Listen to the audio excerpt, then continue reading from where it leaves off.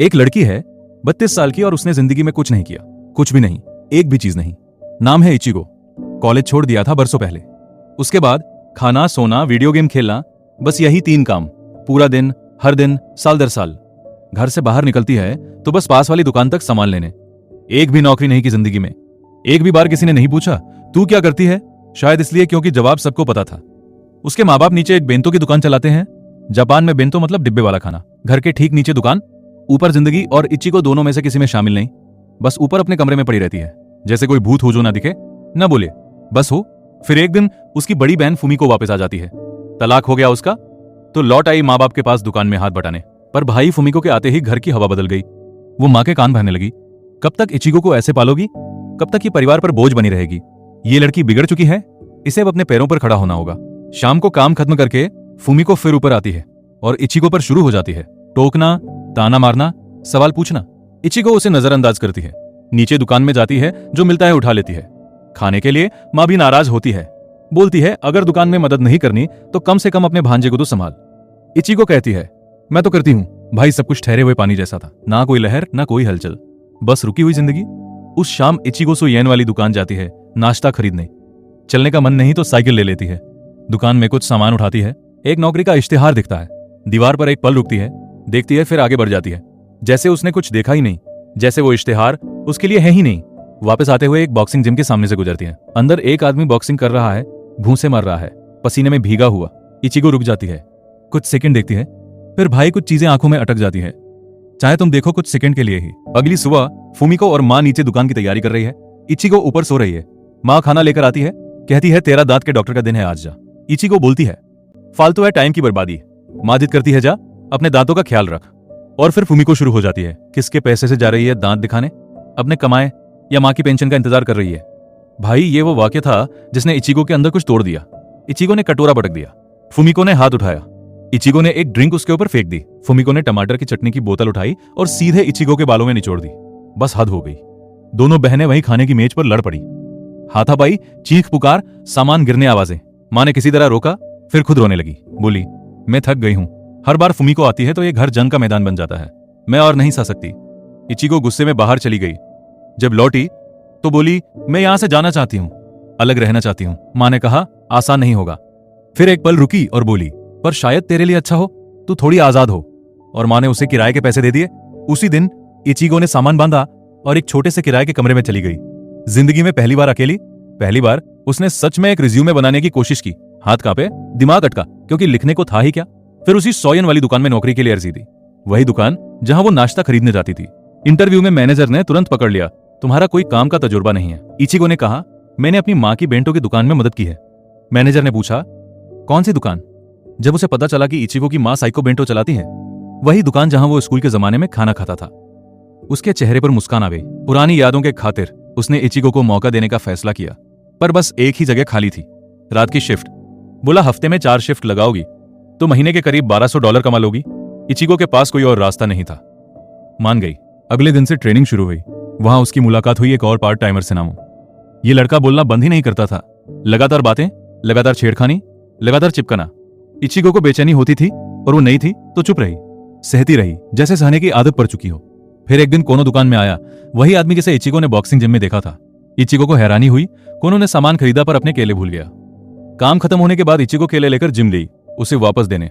उस छोटी सी मुलाकात में कोनो ने कहा मैंने तुम्हें कई बार जिम के सामने से गुजरते देखा है। फिर उसने कहा कल मिलोगी। भाई इचिगो के अंदर कुछ जल उठा, कोई उम्मीद, कोई धड़कन, कोई ऐसी चीज जो बरसों से बुझी पड़ी थी। पहली बार उसने तैयार होने में वक्त लगाया, अच्छे कपड़े पहने, खूबसूरत कपड़े अंदर तक। सोचा शायद कुछ खास होगा, शायद जिंदगी अब मुड़ेगी। कोनो उसे एक वैन में लेने आया।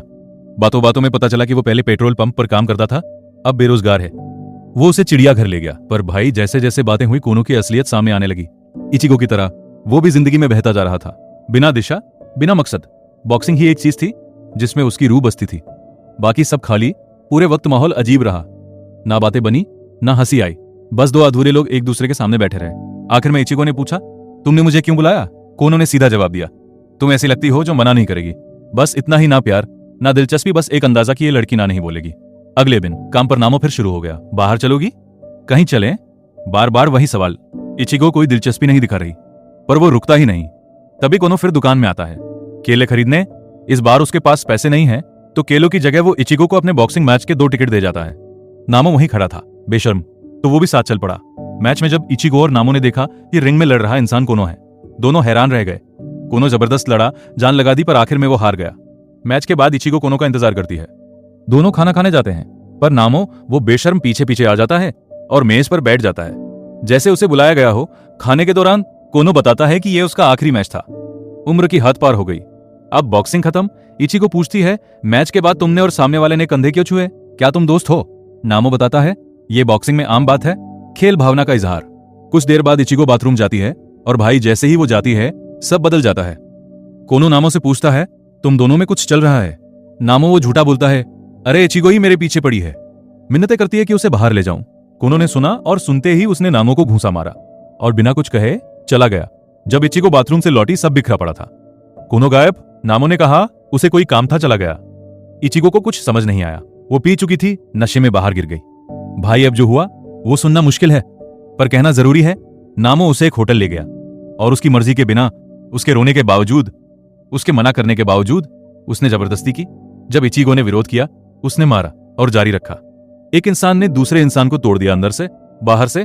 जब नामो सो गया, इचिगो कांपते हाथों से पुलिस को फोन किया, शिकायत दर्ज कराई, फिर अकेली दर्द में अंधेरे में टूटी हुई अपने घर लौटी। कुछ दिन बाद जब इचिगो काम पर गई, मैनेजर ने पूछा, तुम्हें पता है नामो कहाँ है? उसका नाम सुनते ही इचिगो जम गई, पत्थर हो गई। मैनेजर ने बताया, नामो दुकान की गल्ले से पैसे चुरा रहा था और उसके रिज्यूमे पर जो पता था वो नकली निकला, कोई उसे ढूंढ नहीं पा रहा। इचिगो ने कहा, मुझे नहीं पता वो कहाँ है, बस इतना। खामोशी, और उस खामोशी में एक पूरा तूफान दबा हुआ था। कुछ दिन बाद इचिगो फिर उस बॉक्सिंग जिम के सामने खड़ी है। इस बार अंदर जाती है। जिम का मालिक उसे एक पर्चा देता है, बॉक्सिंग से वजन घटाने का कार्यक्रम। इचिगो पूछती है, कोनो? मालिक कहता है, उसने बॉक्सिंग छोड़ दी। इचिगो निराश होकर चली जाती है, पर उसी दोपहर वो वापस आती है, फॉर्म भरती है और फिर पूछती है, क्या मैं पेशेवर बॉक्सर बन सकती हूँ? मालिक कहता है, आसान नहीं है, तुम 32 साल की हो, औरतों के लिए बॉक्सिंग की परीक्षा देने की आखिरी उम्र यही है। 32। पर इचिगो को अब कोई फर्क नहीं पड़ता, उसके अंदर कुछ जल चुका था और इस बार बुझने का नाम नहीं ले रहा था।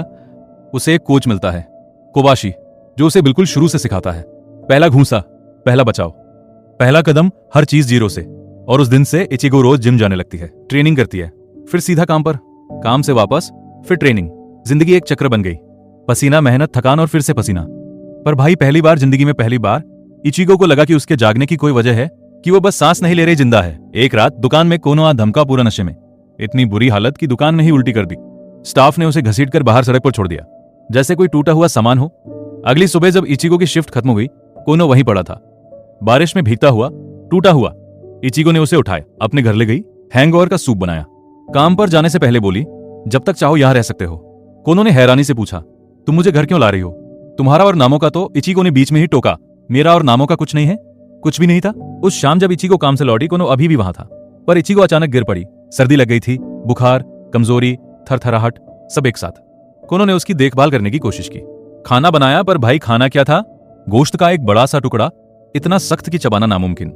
ऐसा लगता था जैसे जूते का तला पका दिया हो। पर इचिगो वो हंसने लगी और रोने लगी, एक साथ, आंखों से आंसू, होठों पर हंसी। खाना बेकार था, पर वो आदमी जिससे वो मोहब्बत करती थी, वो उसका ख्याल रख रहा था। और कभी कभी भाई बस इतना काफी होता है। उस रात दोनों साथ सोए। अगली सुबह बीमारी पूरी तरह गई नहीं थी, पर इचिगो फिर जिम चली गई, ट्रेनिंग, रुकना मंजूर नहीं। जब लौटी, कोनो ने बताया, मुझे नौकरी मिल गई है, मुझे शायद यहां से जाना चाहिए, मैं तुम्हारे रास्ते में आ रहा हूं। इचिगो ने फौरन कहा, रहो, यहीं रहो। उस रात कोनो ने तोफू के कई पकवान बनाए, बताया कि वो तोफू बेचने का काम करेगा, उसके पास और कोई चारा नहीं। अगले दिन कोनो नई नौकरी पर चला गया। इचिगो की छुट्टी थी, तो उसने सोचा, आज मैं उसके लिए खाना बनाऊंगी। बाजार गई, अच्छा गोश्त खरीदा, ज्यादा पैसे खर्च किए, पूरा खाना तैयार किया, इज्जत से, प्यार से, उम्मीद से, और बैठ गई इंतजार करने। पर जब कोनो लौटा, उसने बस 2 कौर खाए, बस 2 कौर। फिर उठा और कॉमिक बुक की दुकान चला गया। इचिगो ने पूरी रात इंतजार किया, वो लौटा नहीं। सुबह इचिगो सड़क पर खड़ी है, उसका इंतजार कर रही है, पूछती है, रात को क्यों नहीं आए?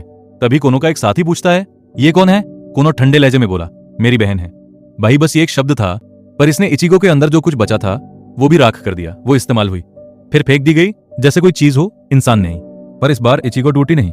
इस बार उसने वो सारा दर्द, सारी तकलीफ, सारा गुस्सा, हर एक बूंद जिम में उतारा, हर घूंसे में, हर सांस में।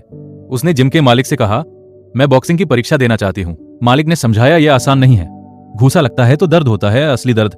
ट्रेनिंग बेरहम है, और परीक्षा बहुत मुश्किल। इचिगो को अब कोई फर्क नहीं पड़ता था दर्द, वो तो पहले से सह रही थी।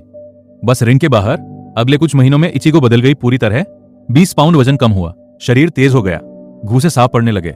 जो लड़की कभी बिस्तर से उठने में आलस करती थी, वो अब रिंग में खड़ी थी, पसीने में नहाई हुई पर जलती हुई।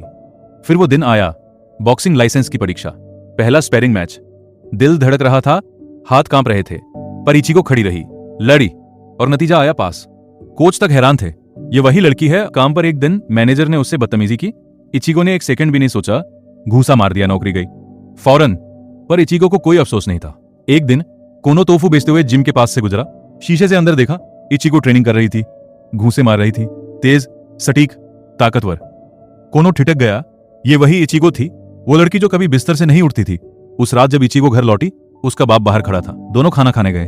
उसने बताया, तेरी मां गिर गई, पैर में फ्रैक्चर हो गया, मैं दुकान संभालने की कोशिश कर रहा हूं, पर मुझसे होता नहीं, हम लोगों के पास हाथ कम है, वापस आ, मदद कर। फिर उसने इचिगो को देखा, गौर से, पहली बार शायद सच में देखा, और बोला, तू बदल गई है, बॉक्सिंग शुरू की, अकेली रह रही है, अपने पैरों पर खड़ी हो रही है, ये सब अच्छा है, मुझे तुझ पर फक्र है, फक्र। पहली बार किसी ने ये लफ्ज इचिगो के लिए कहा। अगली सुबह इचिगो बेंटो की दुकान में मदद करने पहुंची, अपने भांजे के साथ खेली, उसे बॉक्सिंग सिखाई। बोली, अगर स्कूल में कोई तंग करे तो डरना मत। छोटे छोटे घूंसे पर उस बच्चे की आंखों में चमक आ गई। दुकान में काम कर रही थी कि कोनो आया खाना खरीदने, पर जैसे ही इचिगो को देखा, शर्म से मुंह छुपाया और भाग गया। इचिगो ने खाना उठाया और उसके पीछे गई। पता चला वो अब निर्माण का काम करता है, ईंटें, सीमेंट मजदूरी। और जिस सहकर्मी को वो डेट कर रहा था, उसने उसे छोड़ दिया। इचिगो ने बताया, इस आने वाले रविवार को मेरा मैच है, आओगे देखने? कोनो ने पूछा, बॉक्सिंग क्यों शुरू की? इचिगो ने एक पल सोचा, फिर बोली, रिंग में खड़े होने में कुछ जादू है, कुछ ऐसा जो जिंदगी में कहीं और नहीं मिला। पर तभी कोनो को काम पर बुलावा आ गया। उसने खाना फेंक दिया, बिना शुक्रिया कहे, बिना मुड़कर देखे, और चला गया, ठंडा, बेपरवाह, वैसा ही जैसा हमेशा से था। इचिगो ने उसे जाते देखा, एक पल रुकी, फिर मुड़ गई। इस बार उसने पीछा नहीं किया, इस बार उसने फैसला किया, बस अब कोई किसी के पीछे नहीं, अब सिर्फ अपने लिए। मैच की तैयारी के लिए इचिगो ने सब कुछ झोंक दिया। लंबी दौड़, सड़कों पर, गलियों में, धूप में, बारिश में, घंटों की मश्क, हर दिन अपनी हद से आगे और फिर उससे भी आगे। मैच से एक दिन पहले उसने अपने बाल कटवा लिए, छोटे, बिल्कुल छोटे, जैसे पुरानी इचिगो को उतार कर रख दिया हो, और एक नई इचिगो को पहन लिया। मैच का दिन आया, इचिगो ने गियर पहना, दस्ताने बांधे, रिंग की तरफ चली, सीना तानकर, सिर उठाकर, कदम मजबूत। ये वो लड़की नहीं थी जो कभी सोफे पर पड़ी रहती थी, जो गेम खेलती थी, जो जिंदगी से भागती थी। ये कोई और थी, पूरी तरह कोई और। पर भाई लड़ाई बेरहम थी। सामने वाली मजबूत थी, तेज थी, तजुर्बेकार थी। पहले राउंड से ही उसके घूंसे बरस रहे थे, एक के बाद एक, बिना रुके। इचिगो बस बचाव कर रही थी। सांस फूल गई, मुंह से खून आया, उसने टाइम आउट मांगा, पर हार नहीं मानी। चाहे कितनी भी कोशिश करो, हुनर का फर्क साफ दिख रहा था। पहला राउंड गया, दूसरा भी। इचिगो के माँ बाप बाहर बैठे थे, चेहरे पर डर, फुमी को हाथ मुंह पर रखे, कोच बेचैन। तीसरा राउंड, इचिगो ने जो बचा था सब लगा दिया, हर बूंद ताकत, हर बूंद हिम्मत, हर बूंद गुस्सा, और एक घूसा साफ सटीक सामने वाली के चेहरे पर जवाब तुरंत आया, और इचिगो जमीन पर गिर गई। चारों तरफ से आवाजें, उठ उठ इचिगो, खड़ी हो। पर इस बार वो नहीं उठ सकी, हार गई। पर भाई, हारने के बाद जो हुआ वो जीतने से ज्यादा खूबसूरत था। इचिगो उठी, धीरे धीरे, दर्द में कांपती हुई, और अपनी खिलाफ लड़ने वाली को गले लगा लिया। बोली, शुक्रिया, इस लड़ाई के लिए शुक्रिया। वो लड़की जो कभी बिस्तर से नहीं उठती थी, आज रिंग में खड़ी थी, खून से सनी, सूजे हुए चेहरे, पर टूटी नहीं। और उसका परिवार जो हमेशा उससे निराश रहता था, जो हमेशा ताने मारता था, आज उन सबकी आंखों में आंसू थे, फक्र के आंसू। बाद में चेहरा सूजा हुआ, नीला पड़ा हुआ इचिगो बाहर निकली, और वहां कोनो खड़ा था, ठीक वैसे ही जैसे कभी इचिगो उसके मैच के बाद उसका इंतजार करती थी। कोनो ने मजाक किया, तुम्हारी शक्ल बहुत खराब है, और इचिगो रो पड़ी, फूट फूट कर। बोली, मैं जीतना चाहती थी, बस एक बार। मुझे पता था कि मेरी उम्र ज्यादा है, कि बॉक्सिंग में मेरा कोई भविष्य नहीं, पर बस एक जीत चाहती थी, एक जीत जो मेरी अपनी हो, सिर्फ मेरी। कोनो उसे खाना खिलाने ले गया, दोनों साथ चल पड़े, रात की सड़क पर सन्नाटे में, धीमे धीमे। भाई, इचिगो मैच हार गई, ये सच है। रिंग में गिरी, उठ नहीं पाई, ये भी सच है। पर जो असली बदलाव था वो किसी एक मैच में नहीं हुआ, वो हुआ उस पूरे सफर में जो उसने तय किया। जिम की सीढ़ियों पर, रात की शिफ्ट में, अकेले किराए के कमरे में, टूटे हुए दिल से उठकर हर कदम पर।